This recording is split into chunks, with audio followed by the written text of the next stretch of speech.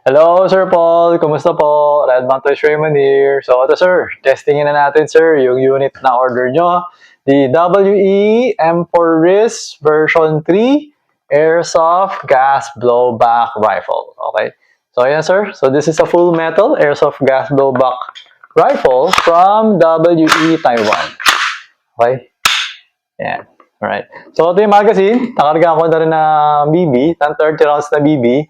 Tapos, nilagyan ko na rin ng gas. No? So, hindi lang natin sure kung enough yung gas na pumasok dito para maubos yung BB. Kasi nga, bago yung magazine. Okay. So, always remember to keep your trigger finger out. Make sure that the muzzle is always pointed at the safe direction. Inserting the magazine. Okay. Check natin kung nakapasok na nga ba talaga. Baka may hindi pa. Okay. So, ito, FPS test. 0, 0.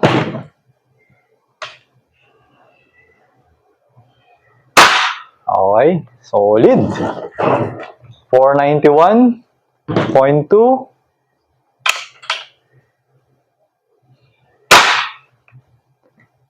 464.6.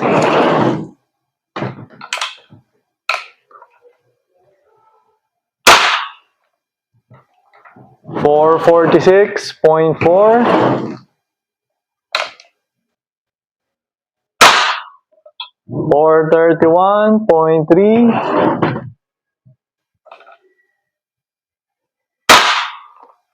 405.3. Pero yung blowback na ganun pa rin no?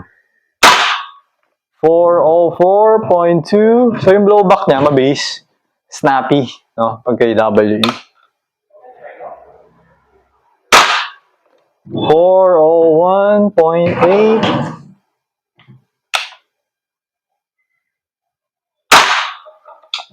403.2.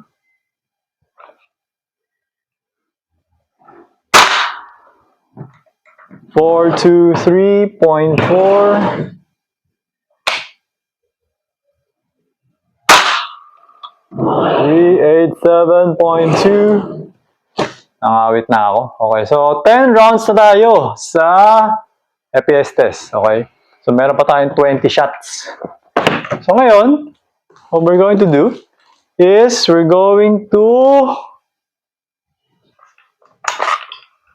add gas. Okay, baka ako konti na lang yung gas na to eh. Konti na lang nga. Ang daming pumasok na gas. Okay, kaya teka, wait. Let me test again. Another shot.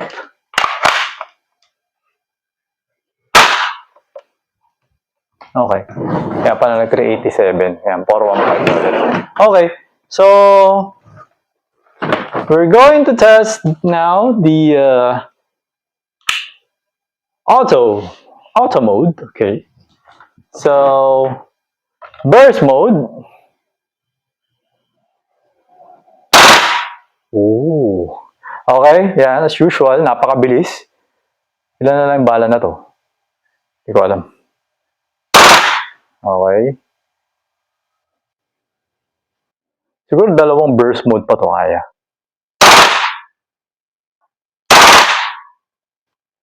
Meron pa. Yun. Ubus. Wala na. Okay. Yan. Hindi ko naman disable yung bolt. Ano niya pang open bolt niya no? So, yan. So, nag-open bolt na siya. Okay? So, yun.